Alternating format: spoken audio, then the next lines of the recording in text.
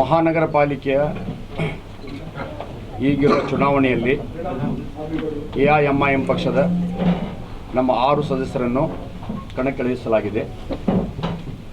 ಅದರ ಹಾಗೆಯೇ ಇವತ್ತಿನ ದಿವಸ ನಮ್ಮ ರಾಷ್ಟ್ರೀಯ ಅಧ್ಯಕ್ಷರಾದ ಬ್ಯಾರಿಸ್ಟರ್ ಅಸದುದ್ದೀನ್ ಸಾಹೇಬರು ನಮ್ಮ ಬೆಳಗಾವಿಗೆ ಆಗಮಿಸಿದ್ದಾರೆ. ಈಗ ತಮ್ಮನ್ನು ಬೆಳಗಾವಿಯ ಮಹಾನಗರ ಪಾಲಿಕೆಯ ಚುನಾವಣೆಯ ಹಿನ್ನೆಲೆಯಲ್ಲಿ ತಮ್ಮನ್ನು ಉದ್ದೇಶಿಸಿ ಈಗಾಗಲೇ ಪ್ರೆಸ್ ಮೀಟ್ನಲ್ಲಿ ತಾವು ಬಂದಿದ್ದೀರಿ. ತಮಗೆಲ್ಲರಿಗೂ ಸ್ವಾಗತ ಸುಸ್ವಾಗತ. ಮಹಾನಗರ ಪಾಲಿಕೆಯ ಮೊದಲನೆಯ ಈ ಇತಿಹಾಸದಲ್ಲಿ ಪಕ್ಷದ ಚಿಹ್ನೆಯಿಂದ ಆಗ್ತಾ ಇದೆ. ಅದರ ಹಾಗೆ ನಾವು ಸಹ ನಮ್ಮ ಪಕ್ಷದಿಂದ ನಾವು ಸ್ಪರ್ಧಿಸ್ತಾ ಇದ್ದೀವಿ. ತಮ್ಮ ನಿಲುವನ್ನು ಮತ್ತು ತಮ್ಮ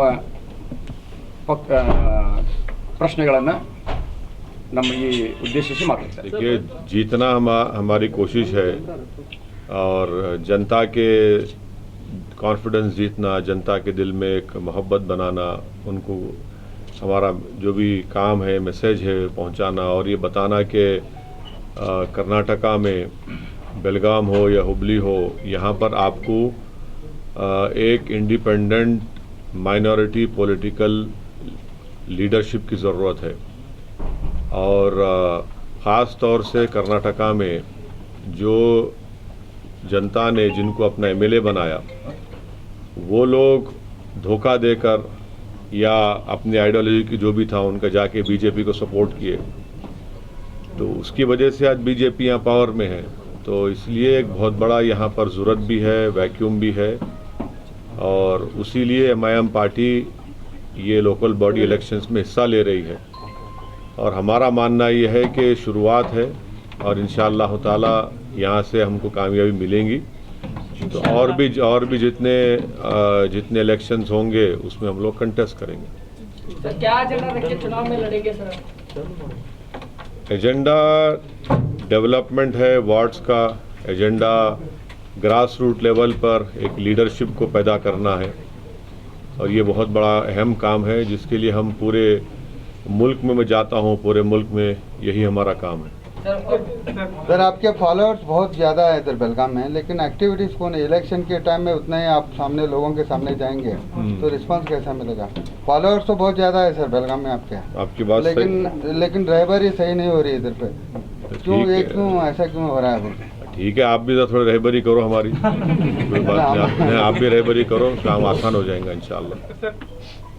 जेडीएस के साथ असेंबली इलेक्शन में हम लोग सपोर्ट करे, कैंडिडेट नहीं खड़ा करे थे हम लोग. तो उसके बाद हम रियलाइज़ करें कि जेडीएस गलती की कांग्रेस के साथ अलायंस करके. मेरे को अच्छी तरह याद है कि जब कुमारस्वामी साहब फ़ोन किए थे मेरे को, फ़ोन करके बोले कि मेरा ओथ है आप आइए. मैं उनको बोला कि मैं नहीं आ सकता हूँ साहब, आप बहुत बड़ी गलती कर रहे ये अलायंस करके. इससे आपकी पार्टी को भी नुकसान होगा और जो लोग वोट डाले आपको उनको भी बड़ी मायूसी होगी और दोनों चीज़ें सच साबित हुई. इसीलिए हमारा, और तीसरी बात यह है कि इस इलेक्शन में हमारा किसी से भी अलायंस नहीं है, ना हम उनसे बात किए ना उन्होंने हमारी किए. ज़िंदगी का भरोसा नहीं है, ना आपकी ज़िंदगी का भरोसा ना मेरी ज़िंदगी का भरोसा है. फ्यूचर में क्या होता इसका मैं कोई नहीं बता सकता. देखेंगे आगे जाके क्या होता क्या नहीं हो सकता, क्या पॉसिबिलिटी है नहीं है, वो तो वक्त ही बता सकता. और जब कुछ हुआ तो बताएंगे, नहीं हुआ तो ऐसा ही रहेंगे. उनका बोलना सही है क्योंकि राहुल गांधी को मैं ही हराया अमेठी में जाके. मैं गया था ना, मैं ठहरा उनके सामने तो उन्होंने हार गए. तो उन्होंने वायनाड को आए, वहाँ जीत गए. ये कांग्रेस पार्टी का इग्नोरेंस है, एरोगेंस है. इनके इतने एमएलए बीजेपी के गोद में जाके बैठ गए, मेरे से पूछ के गए या सिद्धारामैया डीके से पूछ के गए. कर्नाटका में आपकी पार्टी से मुस्लिम एमपी नहीं जीतता मेरी वजह से. 183 seats Congress BJP Hindi belt में लड़े. आपको मालूम कितने सीट जीती कांग्रेस? 183. ओनली 15 मेरी वजह से. मैं तो नॉर्थ हिंदी स्पीकिंग स्टेट्स में किशनगंज में एक सीट थी हमारा, वहाँ हम थर्ड आए, 3 लाख वोट लिए तो कांग्रेस 350 लिया। तो कांग्रेस पार्टी का मामला ये है कि उन्होंने ये चाहते कि कभी भी, बल्कि हर सेकुलर पार्टी ये चाहती कि कभी भी मुसलमानों का एक पॉलिटिकल लीडरशिप इवॉल्व ना हो, और वो ये समझते कि मुसलमान जो है सिर्फ उनकी ग़ुलामी करना, क़ैदी बन के रहना और उन्होंने जैसा बोले उठना, उन्होंने जैसा बोले सो जाना। हम ये बोल रहे हैं कि हम भारत की डेमोक्रेसी में हमको हमारा हिस्सा मिलना चाहिए, और वो उस वक्त मिलेगा जब हम इलेक्शन लड़ेंगे और वोट डालते आए। अब वोट डालना भी पड़ेगा अपने अपने पार्टी के कैंडिडेट्स को। ये हमारी सोच है, ये हमारा काम है।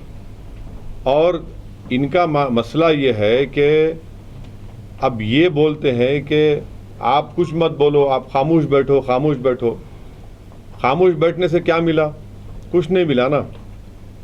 पार्लियामेंट में आप देख लीजिए, जब अनलॉफुल एक्टिविटीज़ प्रिवेंशन एक्ट आया, जिसकी वजह से आज बहुत से इंटेलेक्चुअल्स, बहुत से स्टूडेंट्स, बहुत से दलित समाज के लोग, ट्राइबल समाज के लोग और यंग मुस्लिम्स को बीजेपी सेंट्रल गवर्नमेंट यूएपीए में डाल रही है।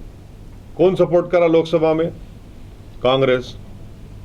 राज्यसभा में कौन सपोर्ट करे? कांग्रेस।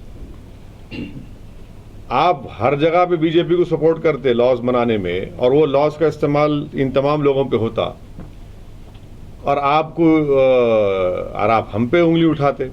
तो ये कांग्रेस पार्टी, इसी वजह से इनका ये हाल हो चुका है। आगे भी बुरा हाल होगा इंशाल्लाह। नहीं, जमहूरियत है, जमहूरियत है, हर एक को इख्तियार है अपनी आवाज़ उठाने का, अपने फैसले लेने का। भाई यहाँ तक तो आप मानते हैं ना कि बहुत से लोग तो बेदार हो चुके हैं। बेदार तो हो गए ना, आप भी आगे भी होंगे इंशाअल्लाह। एक आदमी बेदार हो गया एक हजारों में, उन्हें सब कुछ जगह देता उन्हें। एक आदमी उठना खाली, हजारों को उठाने का नहीं। एक आदमी उठ गया तो सबको उठा देता उन्हें, और उठेंगे इंशाअल्लाह। कहीं ना कहीं बीजेपी को हो रहा है ना? क्या हो रहा है बताओ आप? अभी आप एग्जाम्पल दो मेरे को। कर्नाटक में ही नहीं, आप एग्जाम्पल देना। आप जर्नलिस्ट है तो आप एग्जाम्पल दे के सवाल करो। मैं आपको अभी आपके यहाँ पे 6 कैंडिडेट हैं सर। हाँ, 6 कैंडिडेट का फायदा बीजेपी को होगा ना उसी एरिया में। कितने यहाँ पे, कितने जुमला, कितने वार्ड से मेरे भाई? 58 वार्ड है सर। हाँ, 58 कितने पे नहीं लड़ रहे हम लोग? 6 नहीं, मैथ्स में वीक हूँ, बोलो आप 6 नहीं लड़े तो कितने बचते? नहीं, आप प्लीज बोलो भाई। 6 अगर नहीं लड़े तो कितने बचते? 52। हाँ, अब 52 में फायदा होता मेरी वजह से। नहीं, लेकिन हाँ? अरे 6 लड़े तो 52 में से फायदा होता। आप तो जीनियस है ना, मैं नहीं हूँ जीनियस। बाकी सब जगह नहीं, सुनिए, 6 लड़े तो आप बोले फायदा हो रहा, नहीं लड़े तो फायदा होता क्या? आप ये बोलना चाह रहे ना? वो नहीं होता। वही तो बोला ना मैं, तुम मेरी पीठ खुजाओ, मैं तुम्हारी पीठ खुजाता हूँ। वही काम हो रहा। तो इससे पब्लिक का हाल क्या होगा? पब्लिक तो परेशान है, पब्लिक का बुरा हाल है, पब्लिक तकलीफ में है। कोविड सेकेंड वेव के दौरान में इतने लोग हमारे मुल्क में, ऑक्सीजन नहीं मिला, दवाएं नहीं मिली, बेड्स नहीं मिला, चाहे कर्नाटका हो, दिल्ली हो, यूपी हो, कई बड़े बड़े सिटीज़ में, मुंबई हो, यहाँ पे नहीं मिला उन लोगों को। और ऑक्सीजन नहीं मिलता।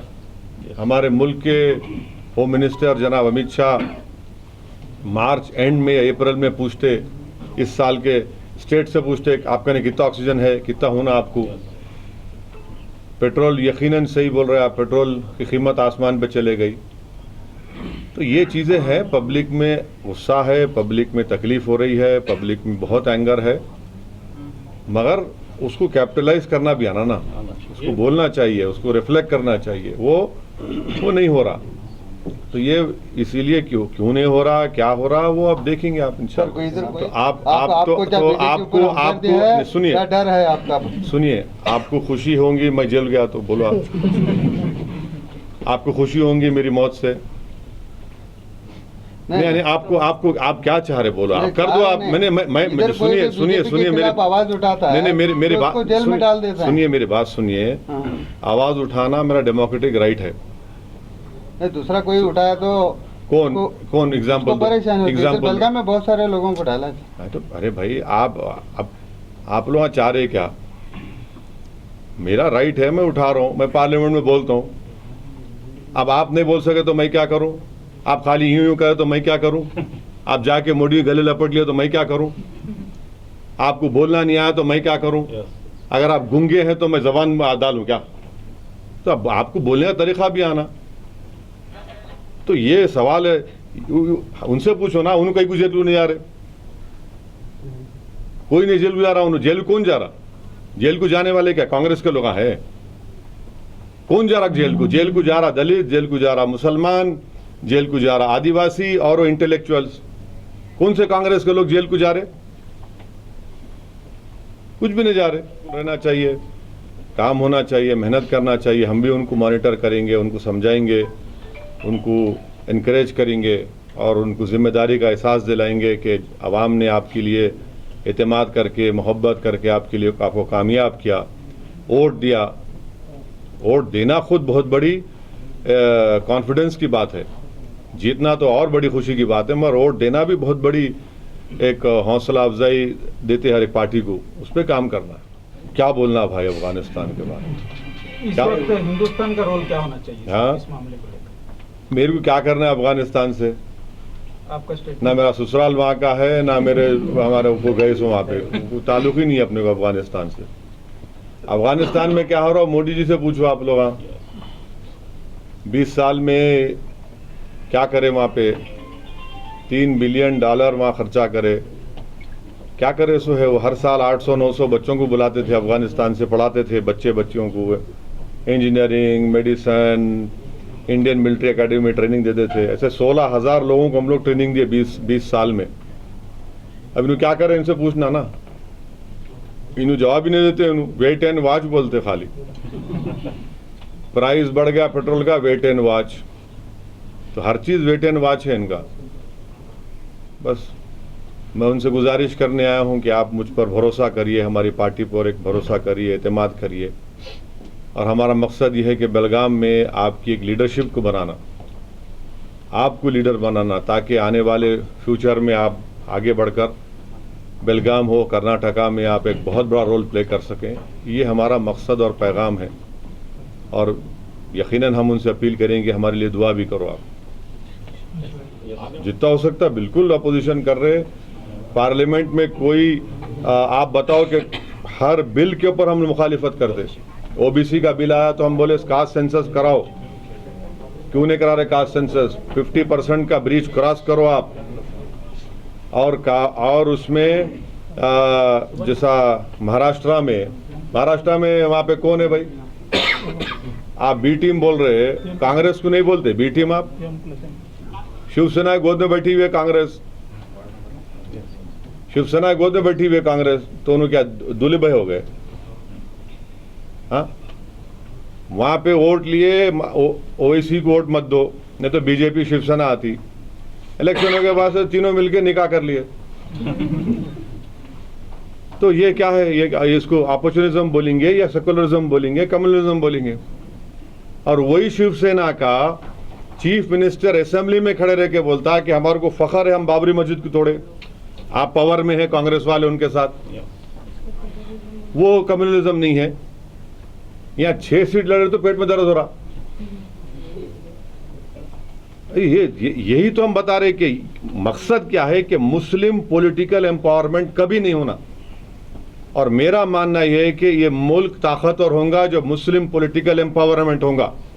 और एम्पावरमेंट कैसा होगा? वोट डालने से नहीं, लीडर बनने से होगा। कोई भी पॉलिटिकल पार्टी में, ये नाम निहाद सेकुलर पार्टियों में, एक बताओ आप कौन है मुस्लिम लीडर? बल्कि पूरे कंट्री में बताओ कौन है। एक लीडर बताओ ना, कोई छोड़ दो। मैं तो गली का लीडर भी नहीं हूं। मैं तो कौन है बताओ? तो उनको ये किसी को भी पसंद नहीं है।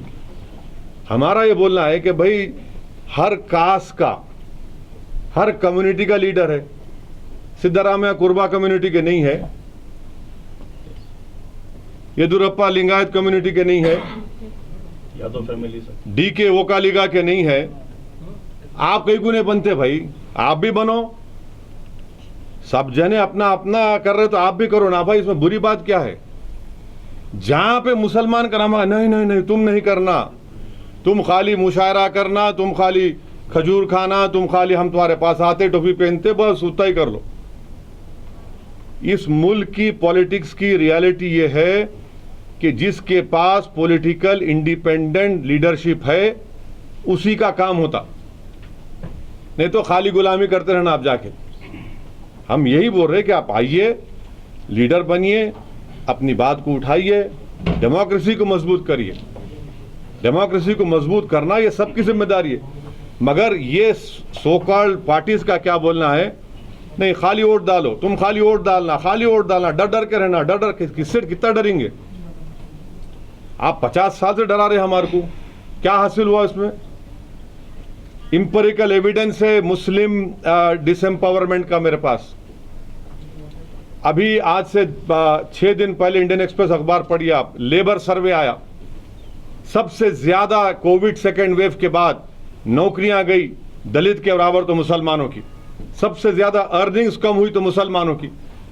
बोलो ना इसके ऊपर बात क्यों नहीं करते? फिर हर बार मुसलमानों के पैगाम देते कि आपकी जिंदगी को खतरा है, आपकी जिंदगी खतरा है। अरे भाई तुम क्या खतरा? मेरे को अल्लाह जो फैसला कराऊंगा।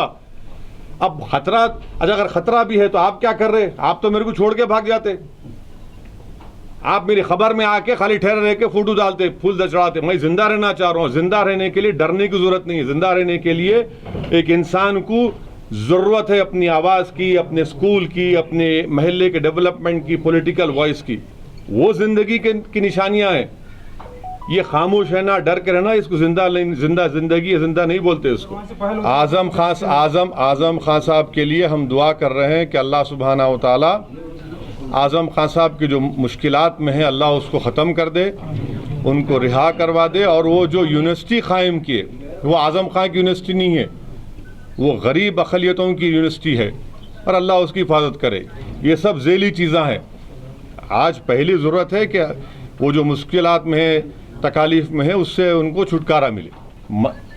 मजलिस तो ये बोल रही है कि आपको लीडर बनाने के वास्ते हम आए यहाँ पर।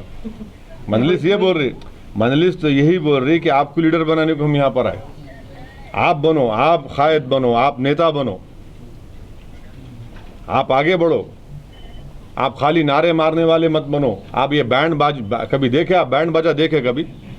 बैंड बाजा में क्या होता, जब तक दूल्हा रहता, दूल्हा अंदर चले गया मैरिज हॉल में, बैंड बाजा वाले चले जाते घर को अपने। वो हाल हमारा बना के रखे हम, बैंड बाजा खाली बस जिंदाबाद जिंदाबाद, उनके नाम पे जिंदाबाद, इनके नाम पे जिंदाबाद। अरे तुम जिंदा रहो बाबा, आप ही जिंदा नहीं रहे। कब तक हम बैंड बाजा करेंगे इन लोगों का?